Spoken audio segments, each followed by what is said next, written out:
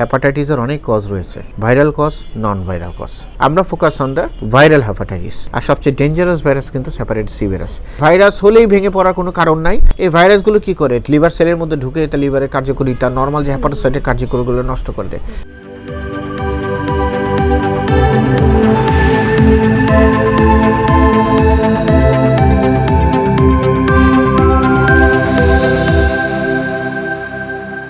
আসসালামু আলাইকুম, সবাইকে আমন্ত্রণ জানাচ্ছি ডক্টর রিভি নিয়মিত অনুষ্ঠান স্বাস্থ্য সমাধানে। আমরা আজ হচ্ছে বিশ্ব হেপাটাইটিস দিবস। আমরা আজ এই দিবসের জন্য আমরা একটি গুরুত্বপূর্ণ অনুষ্ঠান নিয়ে আপনাদের সবার সামনে হাজির হয়েছি। আমরা খুবই আনন্দিত, আমাদের সাথে আজকে অতিথি হিসেবে আছেন professor doctor Anharur Rahman sir. International medical college টঙ্গীতে সার্জারি ডিপার্টমেন্টে আছেন এবং সেই সাথে sir general laparoscopic and hepatobiliary surgeon হিসেবে প্র্যাকটিস করছেন সেন্ট্রাল হসপিটালে। আমরা অত্যন্ত আনন্দিত স্যারকে আজকে এই বিশেষ দিনে পেয়ে। আজকে পুরো অনুষ্ঠানে আমি আছি ডাক্তার মারোয়া কাশিম মোনা, কার্ডিওলজিস্ট এবং কনসালটেন্ট সেন্ট্রাল হসপিটাল, এবং সরকারি চাকরিও করছি জাতীয় হৃদরোগ হসপিটালে। তা আমরা সরাসরি আজকের বিষয় চলে যাব স্যারের কাছে। স্যার আসসালামু আলাইকুম। ওয়ালাইকুম সালাম। কেমন আছেন স্যার? জি, ভালো আছি। জি, আমি খুবই আনন্দিত আজকে আপনাকে পেয়ে। আমাদের জন্য, আমাদের এই দিবসটা আরও আসলে আমাদের দর্শকদের জন্য অনেকটুকুই উপকারের বিষয় হবে আশা করি আপনার সাথে আলোচনা করে। এই যে হেপাটাইটিস দিবস, এবারের হেপাটাইটিস দিবসের মূল প্রতিপাদ্যটা কি? ধন্যবাদ, খুব একটা সুন্দর প্রশ্ন করেছেন। আসলে বিশ্ব হেপাটাইটিস দিবস প্রতি বছরই পালিত হয়ে আসছে। অ্যাকচুয়ালি যে আমাদের বিশ্ব hepatitis, actually world hepatitis data কিন্তু মূল focus on the viral hepatitis elimination. তো এবারকার মূল প্রতিপাদ্য হচ্ছে যে লেটস ব্রেক ইট ডাউন। আমরা এগিয়ে যাচ্ছি, আমাদের আলটিমেট টার্গেট হচ্ছে কিন্তু যে ওয়ার্ল্ড ওয়াইড ডব্লিউ হেলথ অর্গানাইজেশনের যে টোটাল এলিমিনেশন অ্যারাউন্ড 90% উইদিন 2030। তো ওয়ার্ল্ড হেপাটাইটিস ডের মূল কিন্তু আসলে কাজ হচ্ছে যে ভাইরাল হেপাটাইটিস অ্যাওয়ারনেস এবং ভাইরাল হেপাটাইটিসের যে মানুষকে অ্যাওয়ার করে যে ট্রিটমেন্ট, প্রিভেনশন, এটাই কিন্তু মেইন হচ্ছে ওয়ার্ল্ড হেপাটাইটিসের মেইন কাজ। হেপাটাইটিস অনেক কারণেই হয়, কিন্তু মেইন কারণ focus on the viral hepatitis, সেটাকে ফোকাস করছে আসলে ওয়ার্ল্ড হেপাটাইটিস। তাহলে হেপাটাইটিস ভাইরাস তো 4 ধরনের আছে। আমাদেরকে একটু দর্শকদের উদ্দেশ্যে বলবেন যে কোন দুটি ভাইরাস সবচেয়ে বেশি ক্ষতিকারক আমাদের জন্য? ধন্যবাদ। আসলে এই ভাইরাসের আসার আগে আমি একটু বলতে চাই যে আসলে হেপাটাইটিস বলতে আমরা কী বুঝি। হেপাটাইটিস আসলে হচ্ছে যে আমাদের যে আমাদের শরীরের সবচেয়ে ইম্পর্টেন্ট অর্গান বা মেশিন বলা যায় আসলে লিভার। কারণ আমাদের যত মেটাবলিজম, লটস অফ ফাংশন লিভারে আছে, সেই জন্যই কিন্তু লিভারটাকেই আলাদা একটা সাবজেক্ট করে কিন্তু এগিয়ে যাচ্ছে। সো এই লিভারের কিন্তু যখন ইনফ্লামেশন বলি আমরা, লিভার টিস্যু যখন তখন এটাকে কিন্তু আমরা হেপাটাইটিস বলি। হেপাটাইটিস যে শুধু ভাইরাস দিয়ে হয় তা কিন্তু না। হেপাটাইটিসের অনেক কজ রয়েছে, viral cause, non viral cause. তো আমরা অ্যাকচুয়ালি ওয়ার্ল্ড হেপাটাইটিস ডেতে শুধু ভাইরাল কজ নিয়ে করি, বিকজ ইটস স্প্রেডিং অ্যারাউন্ড ওয়ার্ল্ডে প্রায় 300 মিলিয়ন, বা আমরা বলি যে বাংলাদেশে এটা 30 কোটির মতো, এবং বাংলাদেশে প্রায় টোটাল 5% অফ দি টোটাল পপুলেশনের কিন্তু ভাইরাল হেপাটাইটিসে আক্রান্ত হচ্ছে। এটা ডে বাই ডে যাতে না বাড়ে, সেই জন্য কিন্তু হেপাটাইটিসের উপরে এই ফোকাসটা। এখন নন ভাইরাল কিন্তু কিছু কজ রয়েছে যেগুলো আসলে দর্শকদের জানা প্রয়োজন। ওয়ার্ল্ড হেপাটাইটিস ডেতে আমরা কিন্তু ওগুলো নিয়ে ফোকাস করি না, আমরা মেনলি করি ভাইরাল হেপাটাইটিস নিয়ে। তো নন হেপাটাইটিস যেগুলো নন ভাইরাল কজ, যেগুলো হচ্ছে মেনলি অ্যালকোহল থেকে কিন্তু হেপাটাইটিস হচ্ছে, over intake of the alcohol, it's a very common cause. তারপরে হচ্ছে আপনার ওভারডোজ অফ দ্য ড্রাগস, আমরা অনেক ওষুধ খাই, নিজের মতো করে ইচ্ছা করে খাই, সেখান থেকে কিন্তু হেপাটাইটিস, অটোইমিউন হেপাটাইটিস বলে আছে। সো যে কোনো আপনার দেখা গেল যে আপনার কোনো মেডিকেশন থেকে হেপাটাইটিস হতে পারে। তো এই হেপাটাইটিসগুলো কিন্তু আপনার দিস এ ডিফারেন্ট সাবজেক্ট, একই ক্লিনিক্যাল ফিচার প্রায় সেম, বাট আমরা focus on the viral hepatitis. তো ভাইরাল হেপাটাইটিসে যেটা আপনি প্রশ্ন করলেন যে আসলে ভাইরাস কয় ধরনের ভাইরাস দিয়ে হয়ে থাকে। অ্যাকচুয়ালি ভাইরাস কিন্তু আমরা ব্রাউন ব্লুমবার্গ এটা আবিষ্কার করেছেন 1967-এ। আবিষ্কার করার পরে কিন্তু ভাইরালগুলোকে আলাদা করে করা হয়েছে। তো ভাইরাস হচ্ছে hepatitis A virus, B virus, C virus, D virus এবং ই ভাইরাস। এই 5 ক্যাটাগরি পর্যন্ত কিন্তু ভাইরাস আবিষ্কার হয়েছে। কিন্তু আমাদের এই যতগুলো ভাইরাস হচ্ছে সবচেয়ে বেশি ইনফেকশাস যদি হয় সেটা কিন্তু হেপাটাইটিস বি ভাইরাস, আর সবচেয়ে ডেঞ্জারাস ভাইরাস কিন্তু হেপাটাইটিস সি ভাইরাস। ইনফেকশাস এবং ডেঞ্জারাসের মধ্যে পার্থক্য হলো যে কী পরিমাণ ভাইরাল লোড হলে আপনি ইনফেক্টেড হবেন। তো হেপাটাইটিস বি ভাইরাসে কিন্তু খুব অল্প পরিমাণ ভাইরাল লোড থাকলেই কিন্তু একটা রোগী ইনফেকশন হতে পারে। আর সিতে হলো যে ওটা হলে ওটা কিন্তু অনেক খুব খারাপ কমপ্লিকেশন খুব দ্রুত করে। সেই জন্যই কিন্তু আমরা ভাইরাসগুলো কী হয়ে থাকি। তো এক একটা ভাইরাসের মোড অফ ট্রান্সমিশন, এক একটা ভাইরাসের ট্রিটমেন্ট প্ল্যান, এখন তো অনেক ওষুধ বের হয়ে গেছে এক এক রকমের। একটু জানতে চাই যে হেপাটাইটিস বি এবং সি ভাইরাস, যেটা নিয়ে আমরা একটু বেশি কনসার্ন, তো এরা এই ভাইরাসগুলো মানুষের মাধ্যমে ছড়াচ্ছে কিভাবে, এটা যদি দর্শকদের উদ্দেশ্যে। ধন্যবাদ, খুব সুন্দর প্রশ্ন করেছে। আসলে আমাদের বাংলাদেশে কিন্তু খুব বেশি বি অ্যান্ড সি ভাইরাস ট্রান্সমিশনের কিন্তু অনেক কাজ রয়েছে। আসলে সাধারণ মানুষ এগুলো জানে না, সেই জন্যই আজকে বলা যে বি ভাইরাস এবং সি ভাইরাস দুটোই কিন্তু রক্তের মাধ্যমে ছড়ায়। আমাদেরকে সাধারণ ধারণা যে বি এবং সি ভাইরাস কিন্তু খাবারের মাধ্যমে ছড়ায়, তা না, খাবারের মাধ্যমে ছড়ায় এ এবং ই। সো একটা রোগী দেখা গেল যে বুঝতে পারলো না, তার হঠাৎ করে অন্য কারণে পরীক্ষা করতে গিয়ে তার হেপাটাইটিস বি ভাইরাস পজিটিভ আসলো, তাহলে এই বি ভাইরাসটা তার শরীরে আসলো কীভাবে? বি ভাইরাস আসার জন্য রক্তর মাধ্যমে ট্রান্সমিশন হতে পারে অথবা বডি ফ্লুইড ট্রান্সমিশন। তো রক্তের মাধ্যমে কীভাবে ট্রান্সমিশন? আমাদের দেশে সবচেয়ে কমন হলো যে আমরা সেলুনে যাই এবং সেলুনে কিন্তু আমরা শেভ করি, চুল কাটি, ট্যাটুইং করি। এইগুলো কিন্তু একটা খুব ইন্টারেস্টিং সাধারণ কজ বাংলাদেশে, কারণ অনেকেই যায় একই ব্লেড দিয়ে, দেখা গেল একটা রোগীর শেভ করলো, ওই ব্লেড দিয়ে আবার আরেকজনে করছে। সুতরাং দর্শক বা যারা আছে যে লিসেনার, তাদের কেয়ারফুল থাকতে হবে যে এই যেন ব্লেডটা চেঞ্জ করা হয়, মাত্র 5 টাকার 2 টাকার ব্লেড দিয়ে এটা যেন না করা হয়। ট্যাটুইং, অনেকে গুলশান মনেতে ট্যাটুইং করে, ট্যাটুইং কিন্তু ওয়ান অফ দি কজ। সবচেয়ে ইম্পর্টেন্ট কজ হলো ব্লাড ট্রান্সফিউশন। অনেকে ডোনার আছে, অনেকে ব্লাড দেয়, হ্যাঁ, অনেকে রেগুলার ব্লাড দেয়, ভলান্টিয়ার আছে, তাদের কিন্তু যদি ভালো ব্লাড সেট বা একটা ভালো সেন্টারে না গেলে কিন্তু একটা বি ভাইরাসের রোগী থেকে ওর বি ভাইরাস ট্রান্সমিশন হবে ব্লাড। আরেকটা হলো যে ড্রাগ ইউজার, অনেকে ইঞ্জেকশন নেয়, হেরোইন এগুলো নেয়, এখান থেকে 1 ইঞ্জেকশন ইঞ্জেকশন অনেকজন ব্যবহার করে, সেখান থেকেও কিন্তু আপনার ট্রান্সমিশন হতে পারে। ভার্টিক্যাল ট্রান্সমিশন, যেমন ধরেন আপনার মায়ের হয়েছে, তাহলে বেবির হতে পারে। সেক্সুয়াল ট্রান্সমিশনে হতে পারে, যদি আপনার ইয়া না করে, ঠিকমতো প্রিভেনশন না নেয়, তাহলে কিন্তু হতে পারে। This are the common cause. অনেকেরই ধারণা যে খাবারের মাধ্যমে বি ভাইরাস সি ভাইরাস ছড়ায়, আসলে না, খাওয়ার মাধ্যমে কোনো বা টাচিংয়ে কোনো কিছুই ছড়ায় না। সার্জনদের ক্ষেত্রে ইম্পর্ট্যান্ট, যারা অপারেশন করে, দেখা গেল যে তার কোনো কাটা আছে হাতের মধ্যে, প্রিভেনশন নিচ্ছে না, স্প্ল্যাশিং, দেখা গেলো যে অপারেশন করছে, ব্লাড চোখে চলে গেল, সেখান থেকেও কিন্তু বডি ফ্লুইড দিয়েও আপনার ভাইরাল হেপাটাইটিস ইনফেক্টেড হতে পারে। তাহলে আমাদেরকে একটু বলবেন যে হেপাটাইটিস বি আর সি, এই দুটো ভাইরাসের কমপ্লিকেশন কি, কত ভয়াবহ ধরনের খারাপ রোগ হতে পারে?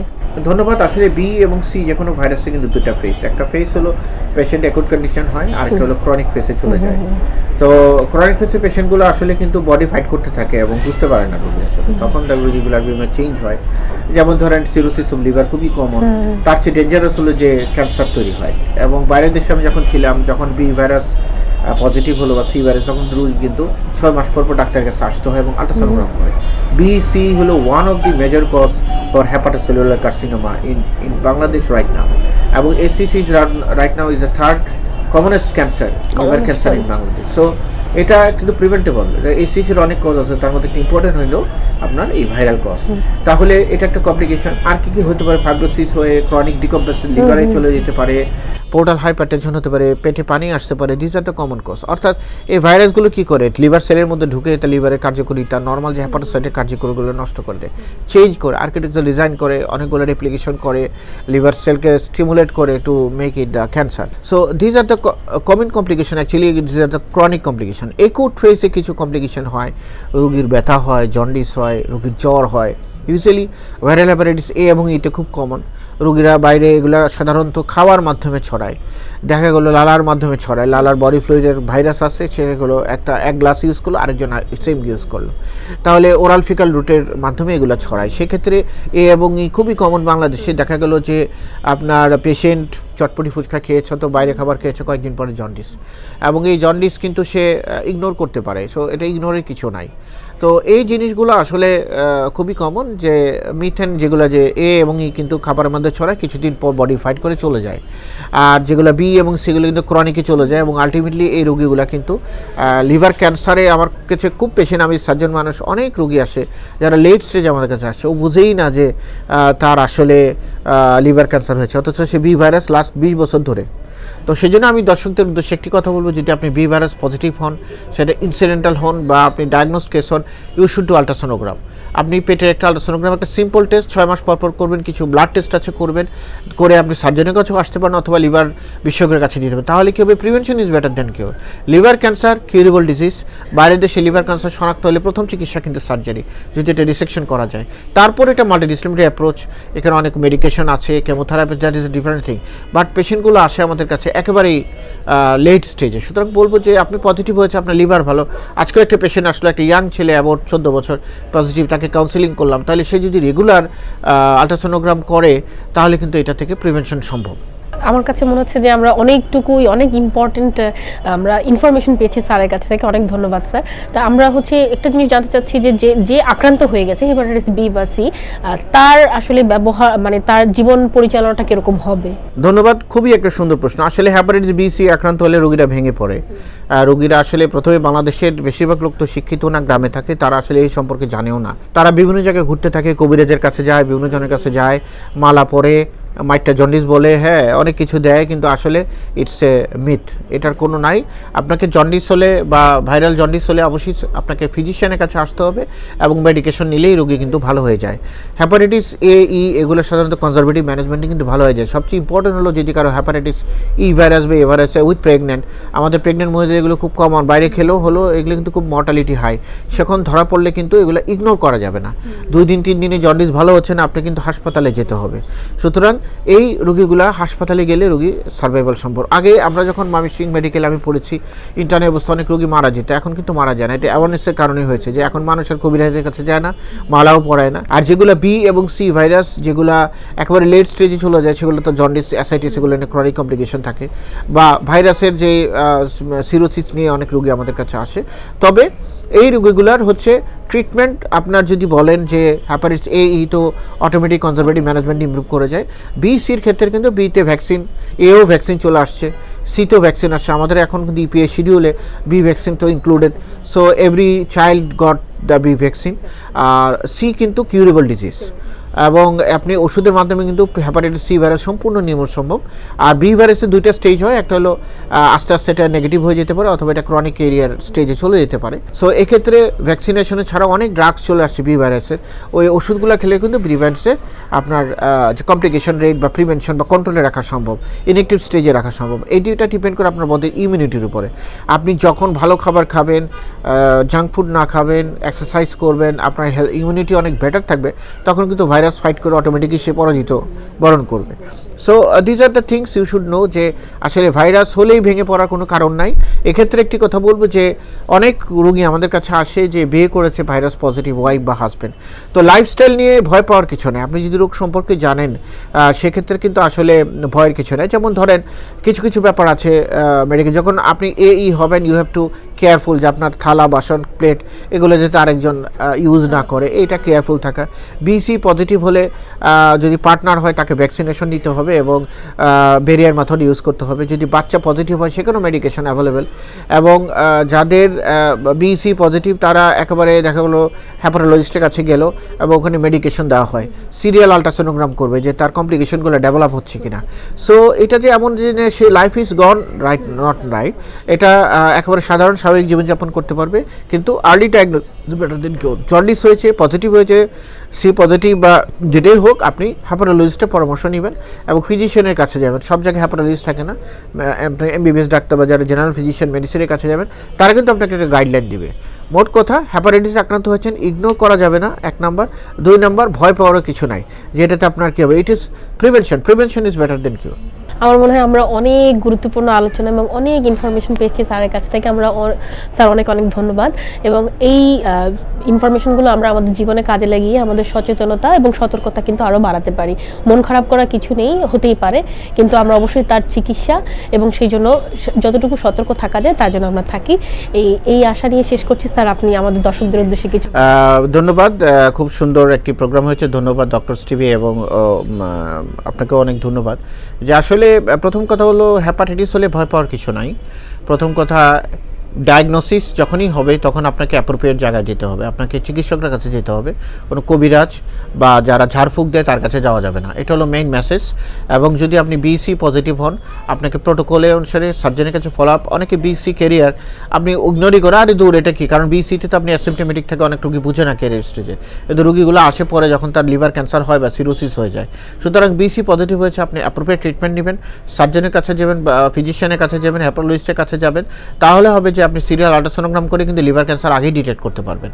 এবং এটা কিন্তু curable disease, liver cancer early স্টেজে যদি ডায়াগনোসিস হয়। সুতরাং হেলদি লাইফ লিড করাটা খুবই ইম্পর্টেন্ট, যে আপনি হেলদি ফুড খাবেন, অ্যালকোহল নেবেন না, ধূমপান বন্ধ করবেন, এক্সারসাইজ করবেন, ডায়াবেটিস থেকে কন্ট্রোল করবেন।